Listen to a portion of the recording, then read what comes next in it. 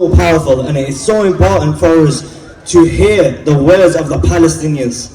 So please give it up for Bushra Ahmed.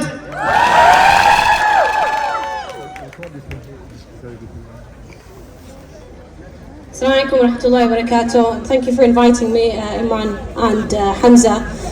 I've come from Bradford today to be with you in Dewsbury, and I was really proud to see as people gathered, and especially with the children that are here.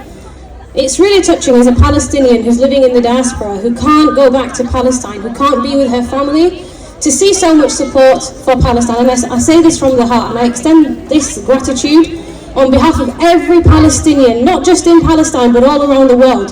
You don't know what it means to us to see so many people come out in number in our support, alhamdulillah.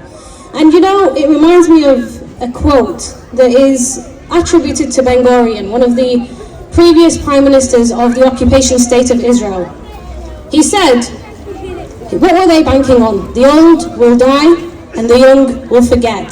But I look around me and I see all these beautiful shining faces of our children, and they're here and they haven't forgotten. The Palestinian children aren't dying out and forgetting. The Palestinian children in Palestine, all around the world, and the children of every single nation, every single free person around the world are here standing for Palestine. And that is so, so refreshing for me to see. And I really extend that gratitude from the depths of my heart and from the heart of every Palestinian. As Hamza mentioned, I'm a Palestinian, I'm a British Palestinian, and my family in Palestine are going through it. And I don't need to tell you, you know the statistics, you know what's happening.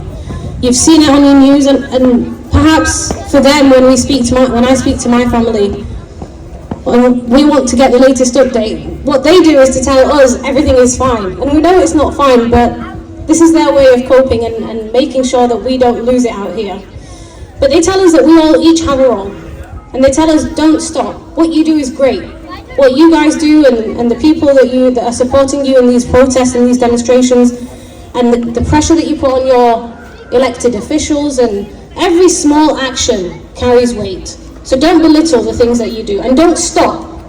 Like I said before, they were counting on people forgetting, and counting on the old dying out and the children forgetting. If we let that happen, that's on us. If we, one day, the numbers start to dwindle, the protests are less active, the social media is not as active as it used to be, people get away with what they get away with because we let them. If we stand and continue this pressure, the amount of force that they need to take to eradicate every Palestinian is going to be so much more that they can't afford it. The truth is, they're up against an expensive battle, and we're making it more expensive for them. And no life, no innocent life that goes to waste. No life goes in vain. You know, from my belief, from a lot of the people here, the belief is people who die, they are martyrs. They're killed martyrs defending their land. They're paying the ultimate price, but they are given the ultimate reward. And for that, there is no greater honour, no greater glory. It's really on us then to honour that death, to honour those deaths. And I'm going to share with you the story of one Palestinian death. It's a hard story, but I want you to imagine it as if it's your own. Someone in your family, someone in your neighbourhood.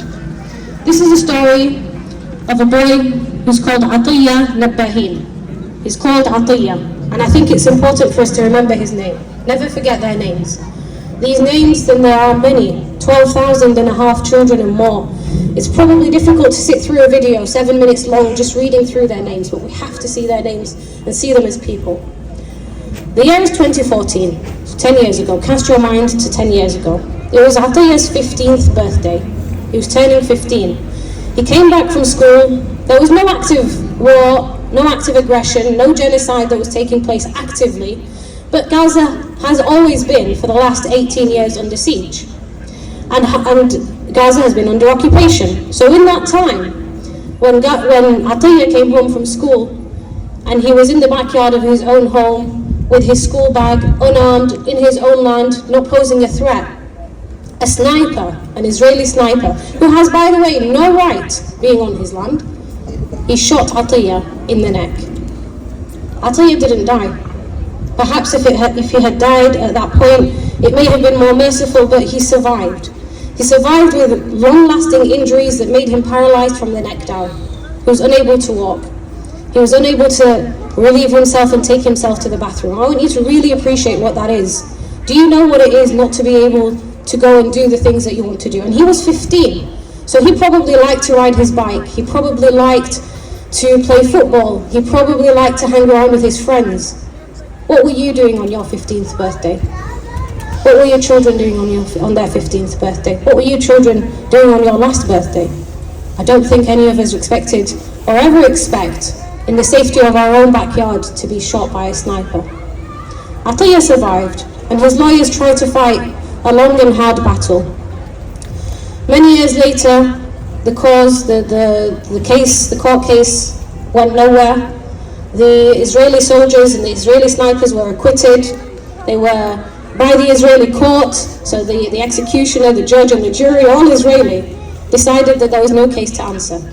And so Atiyah had to live for another 2024. He had to, up to last year. He lived over these 10 years with his paralysis, with his injury, and no retribution for his aggressor. No compensation for the years, the quality of life that he's lost. No compensation for his family, who now have astronomical medical bills to pay. No compensation. On the 8th of October, the second day after the aggression on Gaza began, after the day of the flood of Al-Aqsa, as it is called by the Palestinian resistance. We call things by their names. The flood of Al-Aqsa, not 7th of October.